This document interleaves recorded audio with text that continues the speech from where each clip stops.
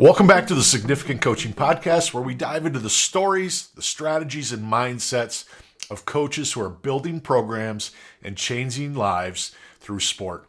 I'm your host, Matt Rogers. Today's guest is a name that needs no introduction in the world of Division II baseball, but let me try anyway. Kevin Brooks is not just the head baseball coach at Angelo State, he is the head coach at ASU in their history. Since founding the program in 2005, Coach Brooks has built an absolute powerhouse. Over 800 career wins, 7 trips to the NCAA Division II College World Series, a 2023 national championship, and more importantly, a culture of excellence, humility, and fierce competitiveness that defines what makes the D2 level so special. I've said it before, if there's a Mount Rushmore of Division II baseball, Kevin Brooks is already on it. He's one of the true godfathers of the game at this level, and despite the rings, the banners, and the records, he remains grounded. He's generous with his time and passionate about his players and the game itself. When I asked him how he defines himself, he gave me one word: competitor. And when asked about the secret to sustaining success over 2 decades, he shared this piece of advice he received years ago: don't mess with happy. Simple, wise, and true to how he leads. All right, before we jump in, if you haven't already, please take a moment to follow, subscribe, and leave a review wherever you listen. It helps more coaches, parents, and athletes find this podcast. And be sure to visit CoachMattRogers.com for free resources, weekly blog posts, recruiting strategy sessions, and to order your copy of my book, Significant Recruiting. All right, let's get into it. Here's my conversation with Coach Kevin Brooks. Coach, thank you so much for being on. It's a pleasure to talk to you, especially at the heart of your season. And I know luckily you get a little break here going into playoffs, but just thanks for being a part of this. Honored to be here and looking forward to visiting with you. I know we don't know each other very well, but 25 years ago, I interviewed for the head baseball job at Millikan University. And a week later, I interviewed for the head basketball job at Maryville University. Oh, goodness. Like a week or two. Wow. And I was so young. I was 25, 26 years old. And I was runner-up for the baseball job, and I got the basketball job. So my course could have gone a completely different way because baseball's been my love. But my question for you, do you still get excited putting that uniform on every day and walking out to the field? Oh, absolutely. Real quick, you're talking about the basketball, baseball thing. Yeah. Growing up, I was lucky. My dad was a professor at a junior college at McLennan Community College in Waco. Yeah. And so I was lucky enough to be around some really great coaches, players, et cetera, growing up. But, I always thought I wanted to be a basketball coach. My first coaching job was 5 and 6 year old youth basketball. And in a small world, that guy ended up being the head of our graduate school in kinesiology here at Angelo State. But he was the director of the Woodway Family Center, and they needed coaches. He's, man, I think you'd be good at this. And so 5 and 6 year olds was my first job. We went undefeated. We did dominate. But anyway, so I always thought I was going to be a basketball coach. Unfortunately, my skills, not that they were any good at baseball either, but definitely pushed me more towards baseball. But as a youngster, I sat on the bench in elementary school, junior high, keeping the rebound chart for all that stuff, and was lucky enough to be around some really good coaches, and then ultimately ended up being a little better player at baseball. So that's the route I went. But it's interesting that you interviewed both in college. So that's a crazy deal. Yeah, it's amazing. I'm still really close to the guy that almost hired me at Millikan. He's now the president of the University of Ozarks. We still talk about it. If I wouldn't have been so wet behind the ears, I think he would have hired me, but they had a couple of guys that had more experience than me. But it's just a crazy path how we get on this journey as coaches. And what you've done is so impressive. I want to talk, obviously, about what you've built at Angelo State, because you've built this from the ground up.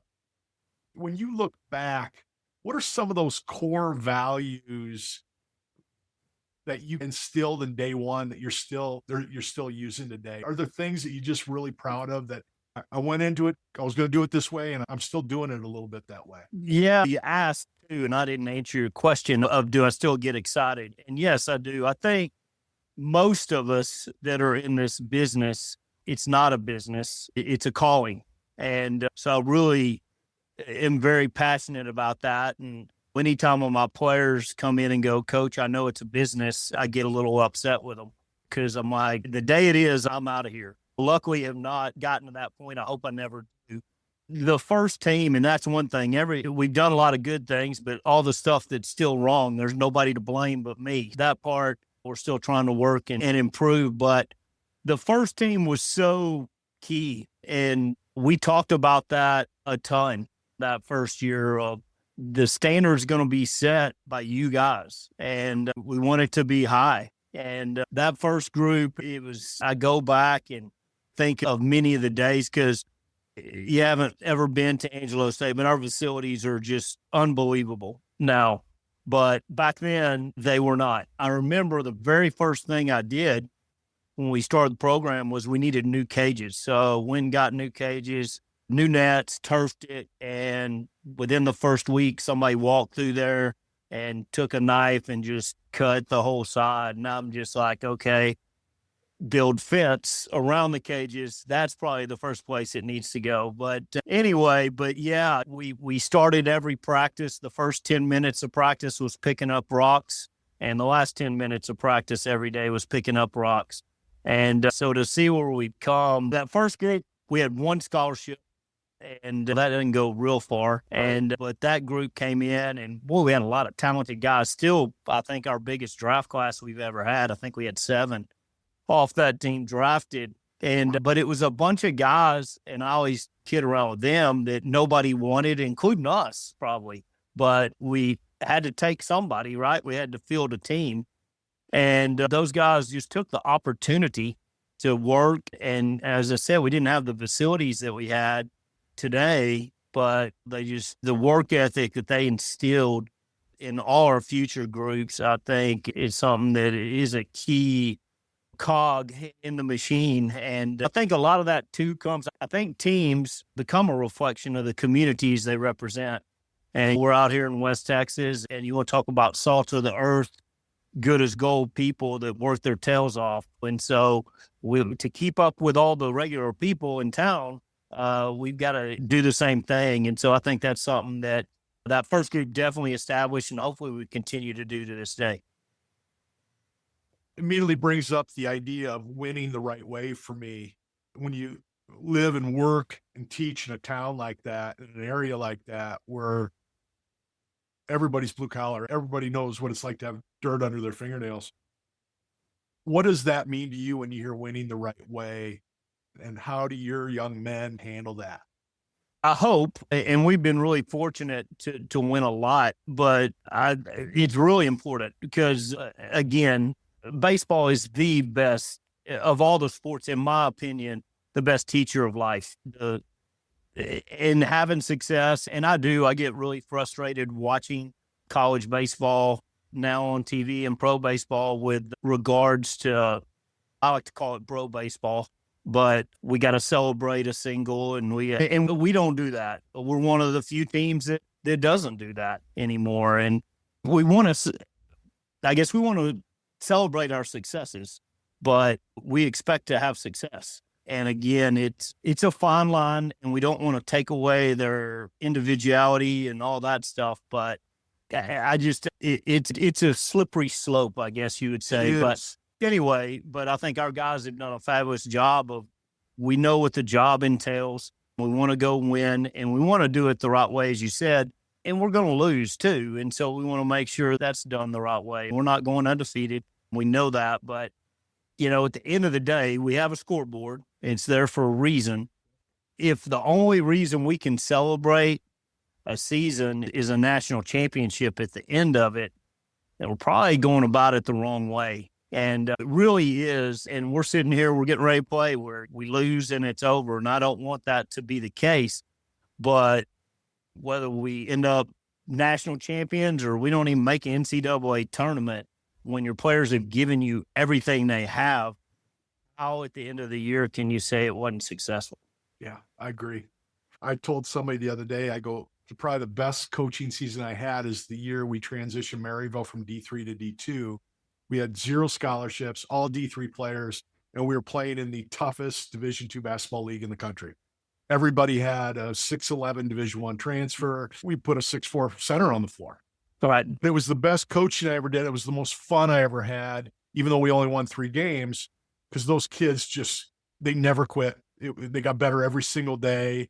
And by the end of the year, we were beating all these full scholarship schools. Yes. So I know exactly what you're talking about. I appreciate that so much. We're gonna have a really good conversation after this on recruiting. We're gonna do a second episode. But do you recruit that mindset more than you instill it, do you find?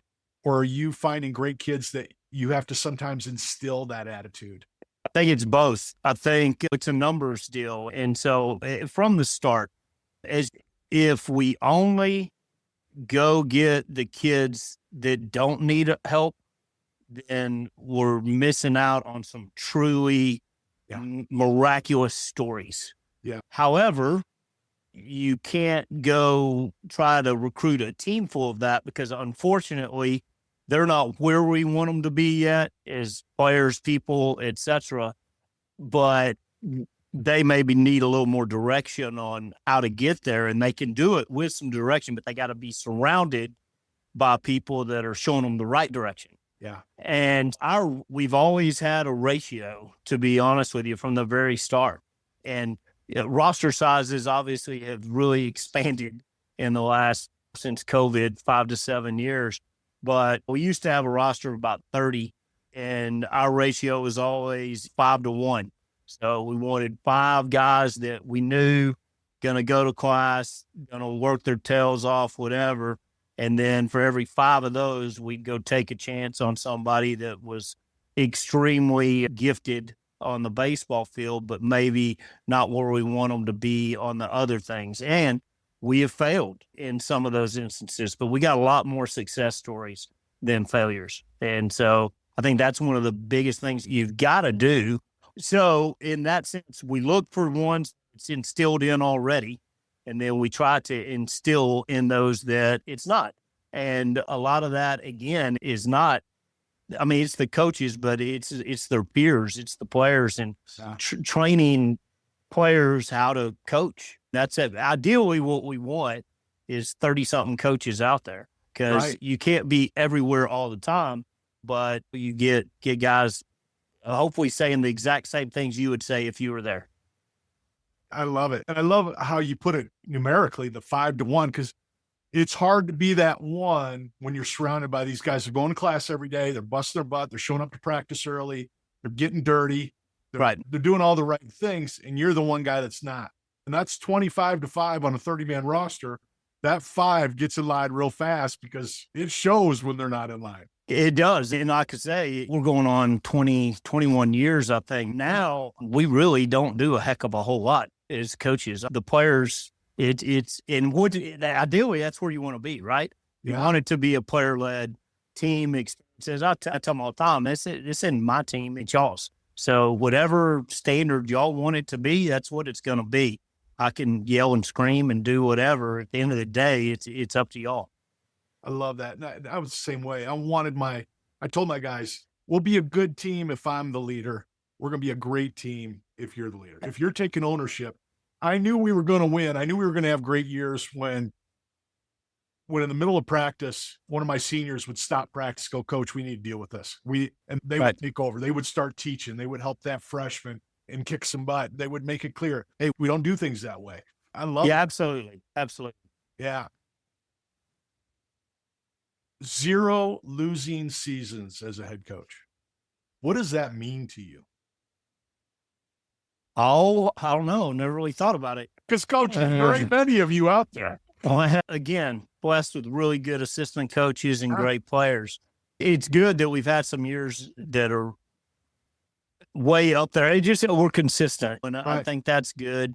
We try to be consistent. Again, we all fail, all right? But the point of every day is getting up and trying to be as good as we can. And like I say, we slip and fall, and when we do, get right back up and try again. And that's baseball in a nutshell. And again, that's life. And I don't know. It's good. I hope we can continue that. But it means we, like I say, got a lot of really good players. You didn't have all those great kids when you took the job and you didn't know what your assistants were going to look like. You didn't know what those kids were going to look like. Let's stalk practices. Let's get down the dirt because this is where I love to be. Okay. It took me probably 3, 4, 5 years to really realize as a head coach, winning came down to about 4 or 5 things that we had to be really good at. And we had to rebound, we had to defend, we had to be physical, we had to be in great shape. And once I figured that out, that consistency started to happen because I was building that into my practices. I was making sure there was never a day where those things weren't our focus, and being a teammate, things like that.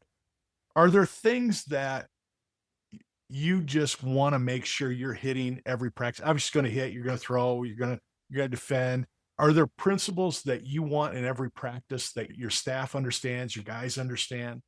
Yeah, just from a baseball perspective, free bases. Again, I think baseball and many sports, you don't have to win, just don't lose. Yeah. And that's our number one thing is we try, but we're going to try not to lose. And that sort of backwards. And I probably could say that better, but if you're going to have to beat us to beat us. We're not going to beat ourselves. Yeah. We're not going to walk guys. We're going to play great defense. And then on the other hand, we're going to try to put as much pressure on you where you do make mistakes. We're going to have great strike zone discipline. We're not going to chase. Just all the little things that everybody knows that's what you need to do, right, in order to win. But it's easier said than done. When we're in the fall, we inter squad a ton, right? But we play a very different set of rules that you're rewarded for doing what we want you to do. And it'd take forever to go through all those things, but basically we're trying to reward the actions that we want, and then we don't want you doing these things. And so there's a little more penalties for that type of stuff. But it starts in the fall, and then, yeah, it's every day. And I think that's the one biggest thing. One of my very favorite players, my first player on that first team, and he told me years later, but I was like, he's going to get tired and he's going to shut up and he's going to quit crapping about this or that. And then he goes, and that's when it turned around, when I finally figured out he's not going to stop ever. So I might as well just do what he asked me to do. And then he took off. So I think that's a lot of it. I'm getting older, but it's important enough to where we do not waver on the standards. How many championships have you seen in any sport where the coach wavered on those things? It's not the way you want to live life. Yeah, it's just so hard. And I'm like, I was a hard guy to play for, because it's not that I was mean or I didn't have unrealistic expectations, but I knew what hard work was. And I knew that we only had 2 hours a day together. We needed to get the most out of that. And if we got the most out of that, by the time we got to the second half of the season, that 2 hours turned into an hour and a half, because that's all we needed. Right? Yes. Yeah. And that's the biggest thing. This team earlier this year, I'd say January, when we came back February, and we're practicing. So we've got the practice schedule made, and we're staying on time on that, which that means that's bad. And finally we got it, and we're done 30, 40 minutes early every day. And that's what should be happening. And they got that. And anyway, so that was really cool to see them grow in that area. And so, yes, when you're going shorter than you're playing, it means everything's rolling along, going good. I love it. I want to talk a little bit about chasing in the zone, and you see it at the pro level. It used to be, if you struck out 100 times in Major League Baseball, you might not have a job next year. Now it's 150 strikeouts a year. It's about average for these guys. Yeah. I'm a huge Cubs fan, so don't hold this against me. And he's no longer a Cub, but he's somebody I still pay attention to. You know, when a guy wins you a World Series after 100 and some years, you keep track of him. If I gave you Javi Baez for a couple of months. That's funny. He's one I use as an example of my players. He is probably one of my least favorite players in Major League Baseball. It drives me crazy. Just drives me crazy. Yeah. Just so anyway, how do you get a guy who's been a free swinger coming out of high school, maybe junior college, just a natural athlete, picks up the ball, and then all of a sudden, pitchers are throwing 92, curveballs 81, throwing a slider, throwing a sinker, and they're chasing. How do you get that? Oh, it's hard. Again, continual reinforcement hopefully is one. And then obviously there's so many tools now with technology Right. that we have. And for example, here we've got the hit tracks, and then we've got a pro batter pitching machine, which is one of the most awesome things in the world. And so you can get in there and face game like MLB pitching, and you got the strike zone. And look, I shouldn't have chased. For us in BP and stuff, you swinging a ball, your round's done. So that's real easy. Right. But when we start, it's always awful. So when we get done with our fall, we get into individuals and we get into hitting. And so any changes we want to make with our swing, we'll probably spend the first 2 to 3 weeks. Now we're getting close to getting ready to head home for the semester. And now we actually start talking about hitting, which is way different than your swing. It's pitch selection. Yeah. It's all that stuff. And it's really easy, but it's way more complicated because most people really haven't thought. It's see ball, hit ball. That's right. And again, I don't want to think. I want to do it enough. It's not thinking. But when we start talking about pitch selection, the next week and a half is going to be the worst everybody's ever done. It'll be awful. Yeah. It's going to be awful. And we know it's going to be awful, but we get through that. And then all of a sudden, now we start making some improvements and then understanding the why. Again, you want to look at batting averages. The guys with the highest batting average are the guys that swing the least. Yeah. You know, you listen to Derek Jeter. What pitch were you looking for? I look for one pitch my whole career, fastball down the middle. And again, just I'm not very smart. So that means I really got to be really simple on everything. And, but I think just the beauty of simplicity is something. It's a very complicated game, yet it's not. And just when we can get back to little bitty basic things that you did made in the backyard with your mom or dad or brother or sister, and just focus on those things, I think you can really explode and really improve a lot. I don't think I understood hitting until I was about 26, 27 years old. Albert Pujols and a lot of the Cardinals would come into my gym in St. Louis because we were on the west side where a lot of them live. And they'd be in my gym every morning from January till they left for spring training. And watching Albert hit in a cage was the most fascinating thing I'd ever seen because there was so little movement. Yep. And even his front step, maybe 5% of his weight went with that first step. Everything stayed home. Yeah. Where does that begin and end with for you in terms of being able to really understand that strike zone? Is it the eyes? Is it the head? Is it the weight? Is it the hands? Is there something that every kid that you can give? Every swing is different. And I definitely want to get in talking about Lance a little bit. To me, he's another great example of that. But where does that start for you when you're trying to get a kid to be that scholarship level hitter and be that kid that can be a great player, a great hitter for you? For me, I think your bat path is like the key. I think if you have a good bat path, you're going to be able to hit. Whether you get out on that front foot, whether you sit back, whether you're perfect. To me, if your bat path's good, you got a chance. Because one, we're going to be able to stay in the zone longer, so I can be wrong and still be successful. And that's everything we try to teach our guys is, look, we're going to be, how often do you think you're perfect? Like swing 20%, maybe if you're really good. What we got to do, we got to learn how to be successful when we're wrong. And so if that bat path can stay in the zone 2 feet instead of 16 inches, it should hopefully increase my chances of success. Makes a lot of sense. It really does. Because if your bat path's right, it doesn't matter if it's a curveball, a sinker, or a fastball. Right. if it's in the zone, you're going to make a good swing. Yeah, in theory. We spend a lot of time on that. And then, as you said, there's so many different ways. That's one thing. When we come in the fall, we don't really coach a whole lot because I've learned enough. I've seen enough dudes that I'm like, I don't know how he's doing it, but he's hitting every ball on the barrel.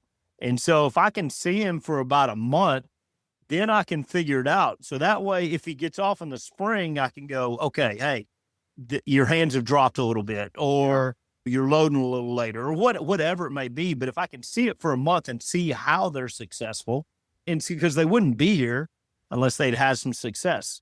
Now, if they get eaten up in the fall and they hit 120, which is generally the norm, now they're open to listening, and you've got that teachable moment.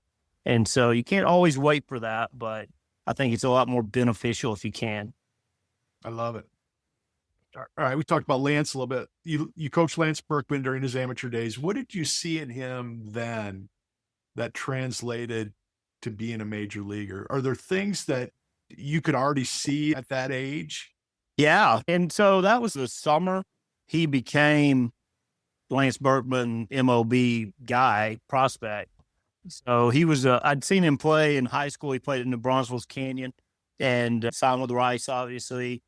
And then that summer, played with us with the Hayes Larks in Hayes, Kansas. And he's a bigger guy, right? And then the body type, he fooled you on what a good athlete. He could run really well, had a great arm, and then he could just absolutely hit. And he was a switch hitter.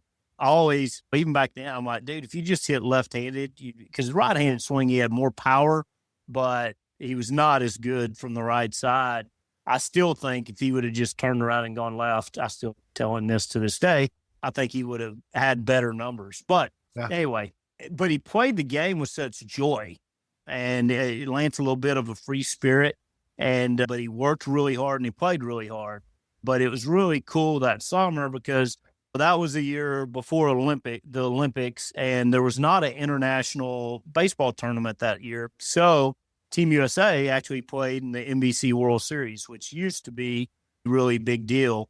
And we played against them in the championship. And anyway, it was those were some crazy days. We ended up, we had them going into the eighth, and Matt LaCroix hit a bases loaded triple off that center field wall, and they ended up beating us. But he really went off during that World Series, and there were a lot of scouts there, and he really vaulted his way up into what he ultimately became, which was a truly great Major League Baseball player. Coach, I remember the first team I took to the national tournament, and I remember after that season going, all right, I think I figured some things out. I think I know what I'm doing. And then that next year, my starting center blew out his knee in the first scrimmage of the year, and all of a sudden our All-American is no longer on the floor. And all of a sudden going, I don't know anything. What I'm doing. That had changed. I want to take you back to 2007, that first World Series trip. That was the third year of the program, and you make the World Series. What do you remember about that year with that same mindset about what you learned about yourself, what you learned about coaching? I remember a lot of things. That's still obviously a really special team because they were the first to get there. But what I remember the most is, 2007, during the fall, our number 1, number 2, number 3, number 4 pitchers gone for the year for one reason or another. And so we had pitching tryouts with everyday guys and found a couple that had pitched, a couple had never pitched before. Okay, we're going to make y'all into pitchers as well. And then I remember that team. So the year before, we'd won the conference in 2006. And then we went to the conference tournament. We didn't play great. We drew some tough matchups arm-wise. And we went 1-2, and we'd won 40 games in the regular season, all the things. And when Selection Sunday came, our name was not called. And still probably the worst moment I've had in coaching was having to tell that team, hey, you don't get to go on. And imagine 40 wins and not getting the call. Yeah, so it's really tough in Division II baseball. There's a Yeah. lot of great teams that don't even get the chance. And so 2007, obviously, we just wanted to go. We just wanted to go. That was Right. it. We want to go to the tournament. And so going down the stretch run, we got this midweek game. We know we've got to win this game. And we'd lose. Heartbreaking. Every one of them. We lost every game we had to win. Everyone. But we lost them in the right way, if that makes sense. Yeah. And it did. It just kept making us stronger. Then we've got to go to our conference tournament. We know we have to win it. We don't win it, we're out. We win the first game, second game. We get 2 outs with a runner on third, tie game, a balk called a walk-off balk that we still will disagree to this day over. And so now we got to come back through the losers bracket. We got to win 4 games. Obviously, our pitching depth is not real great with losing all those guys. And we come back the next one, we win an extra inning game. Then we win the next one. Then anyway, and so all those losses, I think, contributed to all those wins. And then we go to the regional. We're the last seed. We play the number 1 seed who's got 4 losses or 54-4 or something. And we go in, one of my he goes in, throws a shutout, we win. Play the next day, we play an 18-inning game. Finally, win that. With your pitching staff? Oh my gosh. Yeah, 2 guys. So 2 guys pitched the whole 18? Went 9-9. Oh my God. And we win that, but we're playing at a field with no lights. So we screw up the bracket, but we get extra rest because, it got pushed back a day, which always helps. So we're able to bring guys back, and we get down in the losers bracket in that one. We just come back and win. And so that team was just so gritty and resilient. And again, hopefully what we still are today. That is amazing. A great story. That is really fantastic. When you look at a team, you've had some teams that have had locked in for over 50 games. How do you keep your guys fresh? How do you keep them focused? Are there things you're doing to give them a spell and to give them a breather and give them a break? Is it just the consistency of that routine? I think it depends. I think every team and every player is different. So, for example, we talked about this week we've got a bye. Yeah. So it's a 10-day layoff. So we had that in our regular season as well. We have a bye. We have an uneven number of teams in our conference. So there's a bye week built in there. And we did something, we've never handled the bye that way, but I thought we were a little tired and a little banged up, and we gave them off 4 days in a row, which is not something we've ever done.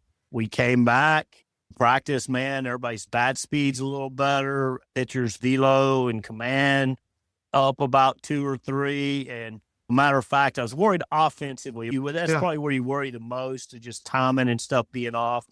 And I think we scored 11 in the first inning and just hitting lasers all over the field. And I was like, that worked pretty good. And we're doing the same thing. Hopefully it can work twice. But I think the biggest thing for us is, and as a coach, you got to know you can't push your team all year. They're going to run out of gas.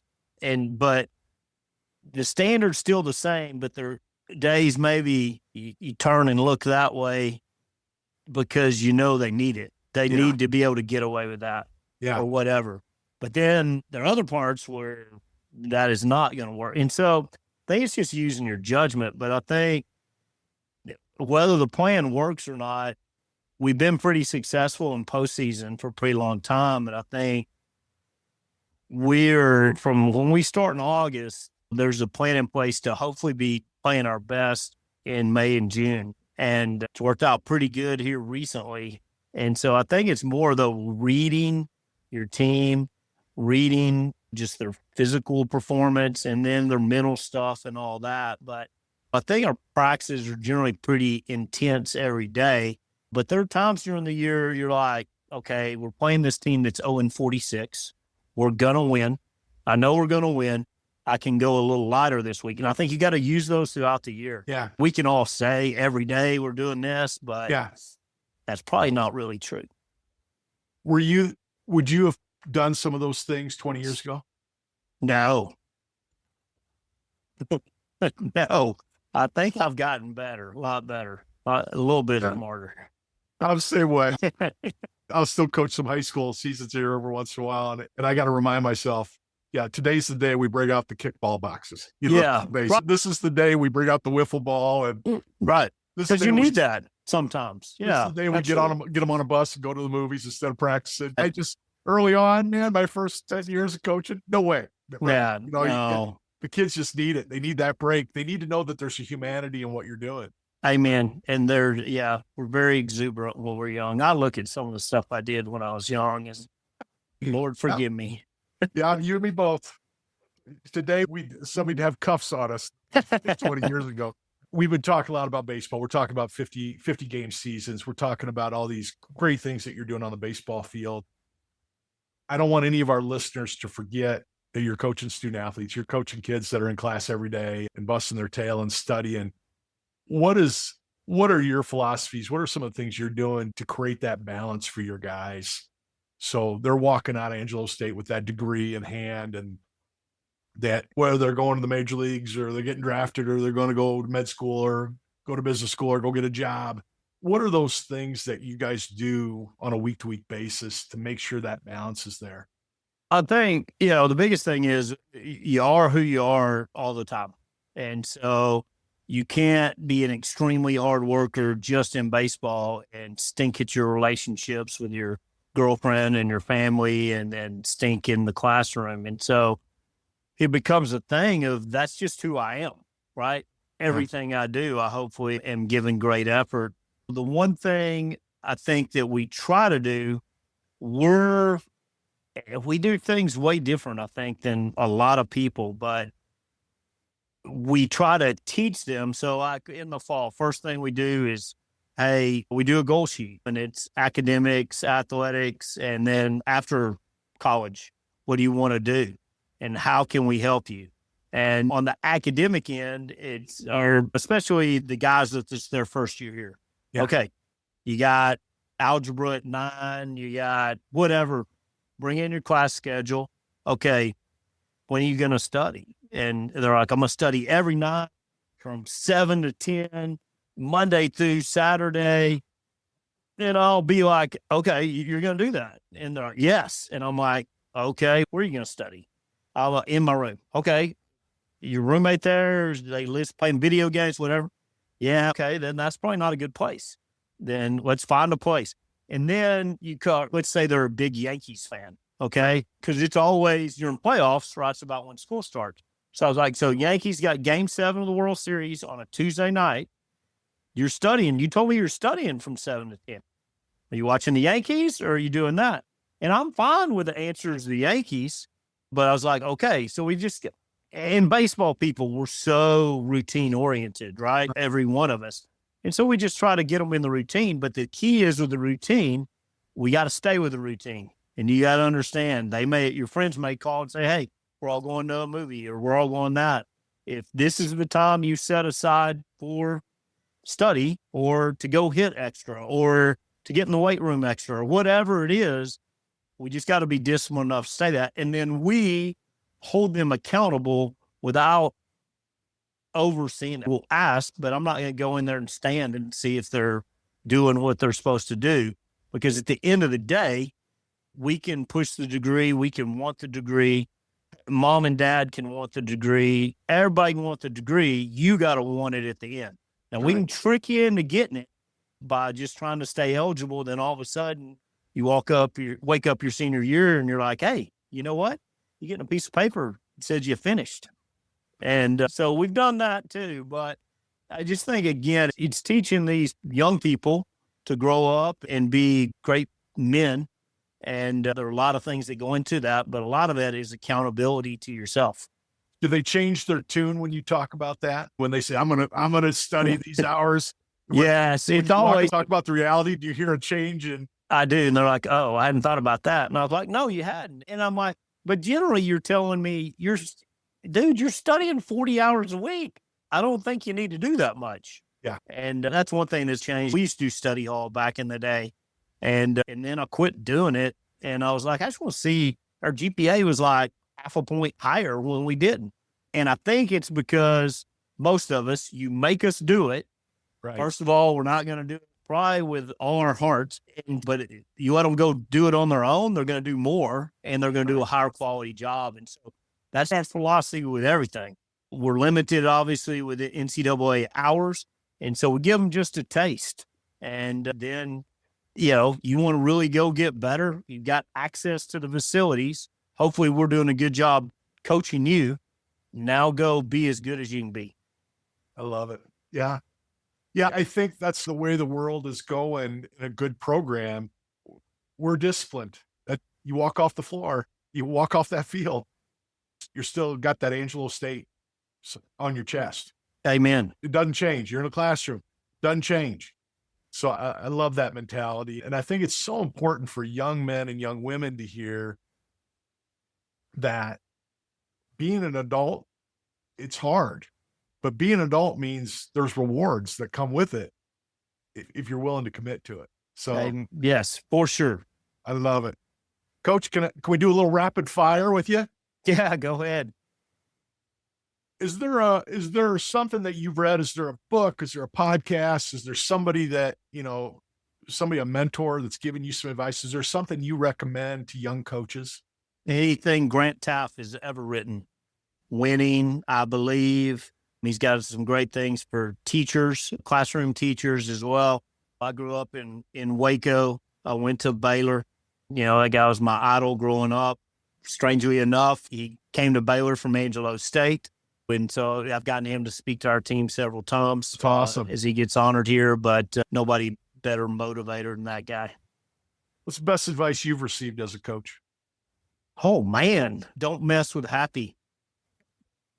And that's Mark Johnson. That's the title of your podcast episode. Don't mess with happy. I love it. Mark Johnson, who a former Hall of Fame coach, former head coach at Texas A&M that I got to work for a little bit. And first of all, everything we do at our program is patterned off of what we did there. But in this business, a lot of people, you can get into a rat race, and he was like, Kevin, don't ever mess with happy.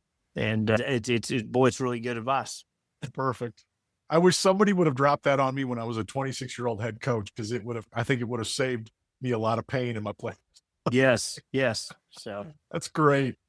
Whenever I see my guys over the last 30 years, we get together for an alumni thing or a reunion thing, there's always get teased about things that I would say over and over again.